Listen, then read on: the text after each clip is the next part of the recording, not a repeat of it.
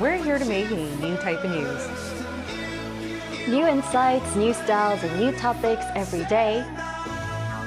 We are News Generation. Making news just for you.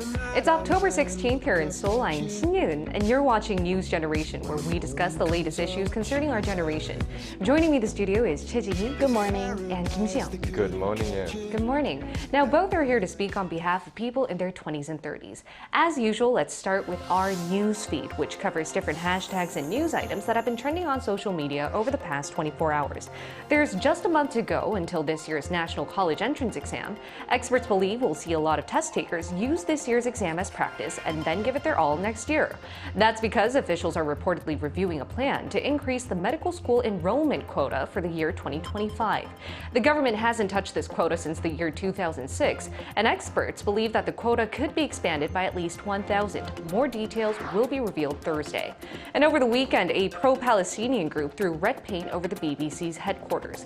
The organization, Palestine Action, took full responsibility and said it had done that because the British broadcaster had, quote, blood on its hands. Now, the BBC has faced criticism from others over the past few days for not describing Hamas militants as terrorists.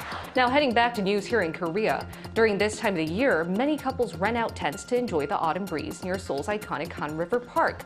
For the fifth year straight, officials have been dispatching a team of security patrols to make sure couples don't get too touchy-feely or show extreme public displays of affection. Back in the year 2019, Seoul City received numerous complaints that some couples have closed tents and engaged in extremely affectionate behavior.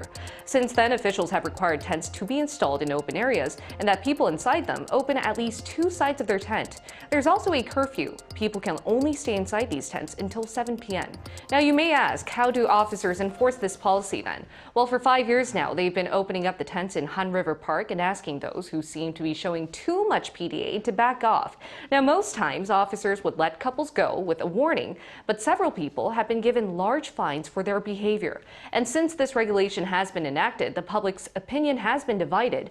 Some supported this type of policy, while others said this is an infringement of privacy. As contentious as this issue can seem, where do you stand? Well, I mean, I have the question of whether what qualifies as extremely affectionate behavior. Right. PDA, I mean, public display of affection. If it's problem making, I'm sure. Are they having sex in these tiny tents, or what? How does it work? I think it differs case by case, but we're talking about very touchy-feely couples out there. But I mean, obviously, I think it's definitely wrong for the park police. They're not even police; they're actual patrols. To say something about people kissing or just holding hands. Obviously, that's definite invasion of privacy. But if someone's actually having sexual intercourse in these tents, I think that is a slight problem, because I'm not sure if all of our viewers have been to the Hangang Riverside Parks, but it's filled with people. It's sometimes when the weather's really nice in the evenings, I actually avoid going to Hangang myself because I can't even find a parking spot. For about 2 hours, you get stuck in the entrance. And having sex in a tent in that situation, I think that's very radical. A lot of children, too. A lot of children, a lot of family. Yeah, families. So obviously there could be privacy invasion, but obviously I think it should be controlled. It should be regulated. Ji-hee, what about you? Well, it's really surprising that such an issue has made the news, and I totally agree with Si-young. Very interesting. I didn't even know we have such regulations. And personally, I do agree with Si-young's opinion that public parks like Han River Park aren't the best places to express too much love or affection towards each other. However, to present a balanced argument, it's not my personal opinion, but some people do argue that this could be a violation of privacy, because these little tents, they argue that they're private spaces. And as long as the couples are not overtly displaying this too much affection in public without any cover, as in like a tent where it's totally covered, these spaces should be respected and protected. Yeah, and considering such divide in public opinion, the Seoul Metropolitan Government has been slapping warnings instead of fining offenders. Usually the fines are up to around $769, but we've seen the number of warnings given out decrease year after year, which does suggest that this regulation is proven to be quite effective. And that was our news feed for this Monday. Let's switch gears into our discussion topic of the day. Thanks to better medical infrastructure, the average age that people are living to in Korea has been on the rise. But what's also been climbing up is the number of people who die alone. Here's why. 고독사. Its direct translation to English is lonely death. It's when people die with no one around them and their bodies are discovered after quite some time. We're seeing more of that as the population is aging and the number of single-person households is increasing. Over the past 5 years, we've seen the number of people dying alone jump by 40%. Men took up a bigger proportion. And the age group this was most seen in is those in their 50s and 60s. The end of September to early October is always one of the busiest times here in Korea. That's because many travel across the country to meet their relatives to celebrate Chuseok, also known as Korean Thanksgiving. While it is one of the most festive times of the year, we've also heard some tragic stories about 고독사, which refers to people dying alone and remaining undiscovered for a long time. So today we're going to shed light on how serious the problem of 고독사, or lonely deaths, is in Korea. And Shiyoung, why don't you walk us through some recent cases? Yes, I mean, just last month on the 28th of September, a private mathematics tutor was found dead in his apartment in Seoul. His body was only found after his family visited his apartment for the Chuseok holidays, after weeks of complaints from the neighbors that there's a rotting smell in the building, in the apartment complex. The police actually reported that his body would have been decaying for at least 2 months at the time when they found him. And I mean, it's very disheartening, but just last year in Korea, actually, we also saw 3,378 cases of lonely deaths, or 고독사, in South Korea as well. Right, Shiyoung, you briefly mentioned the figures we saw last year. Chihi, would you like to elaborate on how many incidents of people dying alone we've seen over in Korea over the past few years? Sure, we're seeing a lot of people dying alone, especially the younger generation. And first of all, before I move on to the actual numbers, the government, in fact, defines a lonely death as one in which a person dies alone, disconnected from those around them, and is discovered sometime later, which is a typical lonely death. Like Shiyoung explained, the example of a tutor who was found 2 months after his death is an example case. And if you look at the graph on the screen, according to the Ministry of Health and Welfare, the number of lonely deaths has steadily increased at an average annual rate of 8.8%, reaching almost 5,000 last year. And the first half of this year, the number has continued to rise, exceeding 2,500. So you could just imagine how the number would have increased even more in the second half of this year. Right, and based on my research, I am aware that majority of cases involve people in their 50s and 60s, but we're also seeing a lot of a spike in lonely death cases among millennials and Gen Z, and I would like to find out why. Sure. Well, until now, lonely deaths, like you said, have been thought of as a problem for the people over 50s and the elderly, and that's because the majority of lonely deaths were among the elderly or the middle-aged men usually, and mainly because they grow sick or they don't have any family member to take care of them. But nowadays, very surprisingly, the number of lonely deaths among young people has been steadily increasing, as we saw, especially in 2020, and that's the year when the COVID-19 pandemic began in earnest, and there was a jump in 62% of the number of people dying alone, and half of those deaths were by suicide, and this is once again for the younger generation. And also depression among these younger generation is also a growing social concern. Right, that's why on NewsGen we've mentioned a few times in previous episodes that depression is a pressing issue among our generation. Now, Shiyoung, would you like to elaborate on why we're seeing more millennials and Gen Z have these lonely death cases? I mean, in the public, we also think one of the main reasons behind the spike in 고독사, or lonely deaths, in the younger generation is the increase in number of single-person households. So people living alone, technically. So according to Statistics Korea, the percentage of single-person households in 1980 only remained around 4.8%. The figure, which has jumped to 34.5% last year. So within the space of about 40 years, we saw about less than 5% of people living alone, up to almost about 40% of people living by themselves. And this is across all ages. This is mainly an issue for the elderly citizens, as we've mentioned, but given the fact that around 37% of people in their 20s and 30s live alone, this causes a grave concern for the youngsters as well. As Ji also mentioned, the 2021 data suggests that the rate of suicides and lonely deaths in the 20s and 30s, the Gen Zs and millennials, is around 50% of the cases of 고독사 is actually them committing suicide, which also raises a terribly grave concern for the young people in South Korea. And that's why I feel like for all societal issues, it's really important to find the root of the problem. Then what are some unsettled, pressing issues in society that are making many, especially young Koreans, feel as if they have no choice but to take their own lives? Yeah, I mean, as I've mentioned just before, the suicide, the loneliness, the single-person household comes with as well. A lot of the youth in South Korea all want to live in Seoul instead of any other cities in Korea because there is the most money being made, the most cultural activities. And a lot of them get disconnected from their homes, which makes them feel very lonely at times as well. They lose contact with their friends and family. They feel a bit self-conscious about not making it in Seoul after leaving home and everything, as well as social exclusion, meaning the lack of contact with friends and families, which exacerbated during the COVID-19 pandemic as well.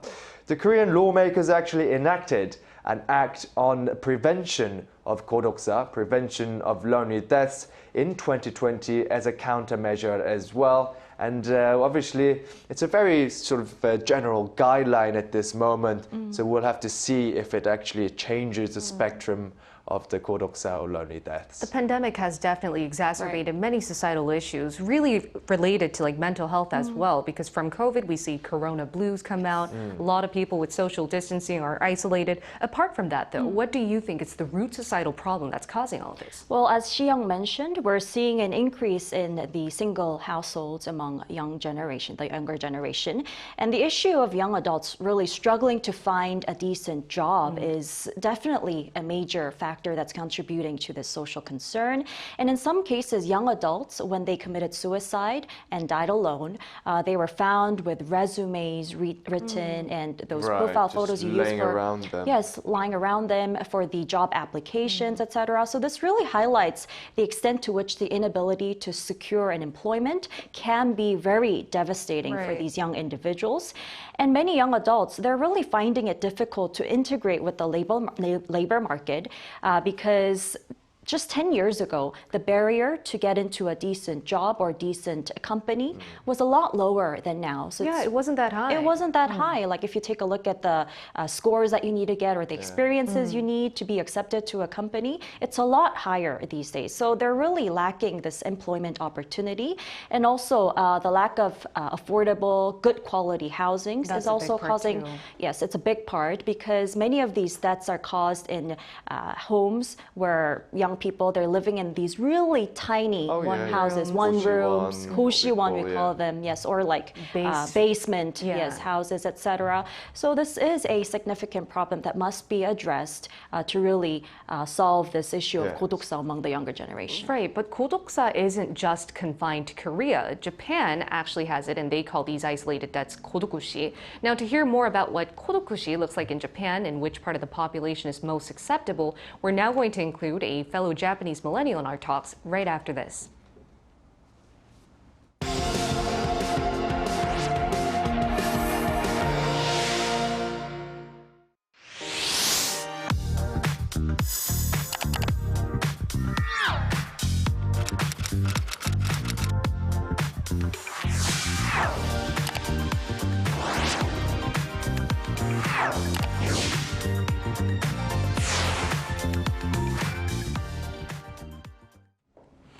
kodokushi. That's what Japan calls lonely deaths, and this term was first used in Japanese newspapers in the 1970s.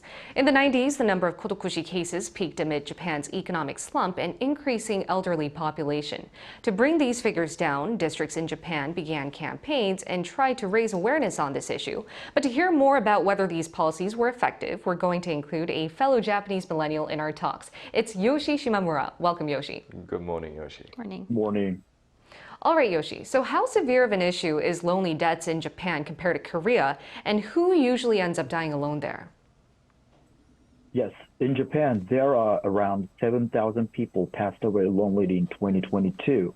Right. And 70% is over 65 years old, and 10% is Gen Z.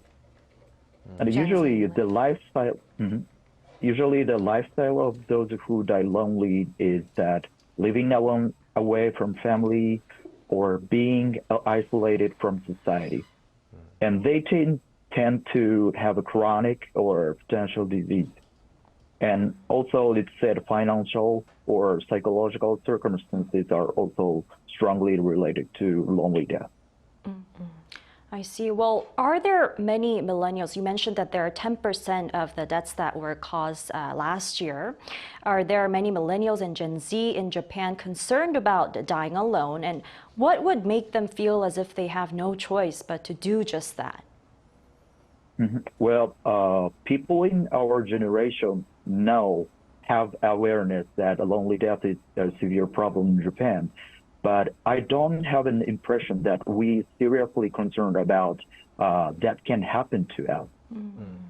So I think the reason, in my opinion, is that we do not feel reality of our death, and we are overwhelmed with concerning our daily lives or jobs. So I think we just can't afford thinking about it. Yes, I mean, Yoshi, as well as Korea, Japan is a leading figure as well in the aging population as a society. Japan has also seen a decrease in new births as well, just like Korea is suffering from right now. And so, I mean, there's more people that's going to be alone, left alone, living alone, especially young people growing up alone as well. Could you tell us some ways that the Japanese government has been trying to prevent lonely deaths or kodokushi counts from increasing? And has this been effective in your opinion? Yes, Japanese government gives financial support for elderly people and people who have income problems, and provide consulting service for those who seem to have psychological problems. And also, local governments or private companies provide daily or weekly home visit nursing care. All right, Yoshi, thank you so much. It was a pleasure to hear your insights today. Thank you very much, Thank Yoshi. you. All right, and we also asked our viewers around the world to tell us if lonely deaths is a pressing issue in their respective countries. If so, what their respective governments are doing to solve this. Take a look at the screen to find out what 3 of our viewers had to say. Let's start with SGR. SGR said in the USA, if you're very old and need a nursing home, the government will provide one to you, even if you can't afford it. MMCA said no, in Muslim culture, mostly the old parents are taken care of by their adult children. Bradley said, dying alone sounds bad, but it's the ones we leave behind that will mourn and struggle with your passing.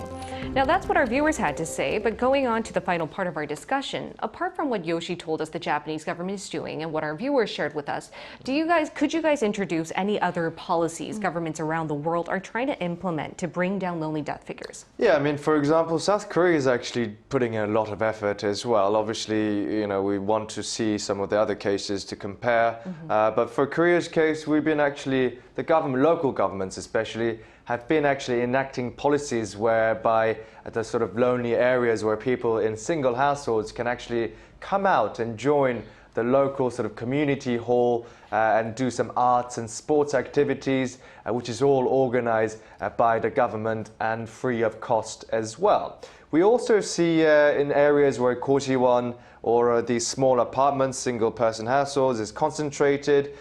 We see sort of a target to, excavation of areas where people might be feeling lonely, so more social engagement going there, people actually, social workers going and knocking on the door, see if they're all right, especially people who are aged above 65, etc. And the Ministry of Health and Welfare actually came up with a plan to do more surveys, technically, and see what the problems are and sort of counteract those problems. In the UK, they've been doing similar thing. There's actually, the Ministry of Health, I think, is actually the Minister of Prevention of Loneliness as well. And they've been doing a lot of surveys. In countries like Denmark, we've seen the co-living spaces for the elderly, so they can actually live in a sort of in different rooms with privacy, but shared kitchens and shared community areas where they can check upon each other every day, if they're okay. See if Bob next door is all right, or Barbara next door is still kicking about. Yeah. But I think what the youth in Korea are feeling is also essentially a problem. The growing trend in South Korea of sort of accepting antisocial behaviors, it's just you doing you, and that gets thought of as a lifestyle in itself. Nobody disconnecting from each other, just going on online spaces, thinking that it's a lifestyle that you lead. It's also a problem, especially with the Korean society where there's a lot of competition in education as well as financial competition. It really exacerbates the problem as well. I think the whole social atmosphere has to change. Like, I am all for you do you. I think individualism plays a very important part. It's your favorite phrase, isn't Yeah, it's one of my favorite phrases. Yeah. I've been saying it on the show quite a few times now. But as Xiong mentioned, I totally agree in the sense that while it's important to respect other people's boundaries, I think it's as important as to check up on who's around you. It doesn't necessarily have to be like cohabiting with each other, but you can still call up your friends and see if they're okay. And that's one step we can do as individuals. But Sihi, would you like to introduce what other governments around the world are doing or what we should be doing as here in the country? Well, like Xiong said, it seems that our government is placing a lot of emphasis on providing supportive measures for young people, but they tend to be a lot of the times focused on married couples with the idea that these measures will really help solve the issue of low marriage and birth rate. But what they should recognize is that the underlying issue lies with the young people, especially those living alone, because they have to find stability in their life and contentment in order to really contemplate making a family or starting a family, right? So to achieve this, we need to continue to have financial measures, supportive measures, as well as mental health programs as well, and also affordable housing. These are three main factors that we need to focus and really make sure that we have an equal playing field for the younger generation as well. Exactly. I mean, the elderly is elderly, but we really cannot afford to lose the young people. Yeah. We are having the world's lowest birth rates. It's an important issue that we should take care of. Exactly. Given the demographics that we have right now with such low birth rates and an elderly population, I think the reason why we chose to talk about 고독사 today is because this isn't an issue just confined to those in their 50s and 60s. This could happen to us, which is why we need to pay more attention to this issue in advance. But in the meantime, we'll be here every day from 9:30 to 10 a.m. Korea time, bringing you more topics young people are talking about. Special thanks to Choi Ji-hee, Thank you, Ian. and Kim Xiang. My pleasure. All right, and thank you everyone for watching. We'll see you tomorrow. We are News Generation.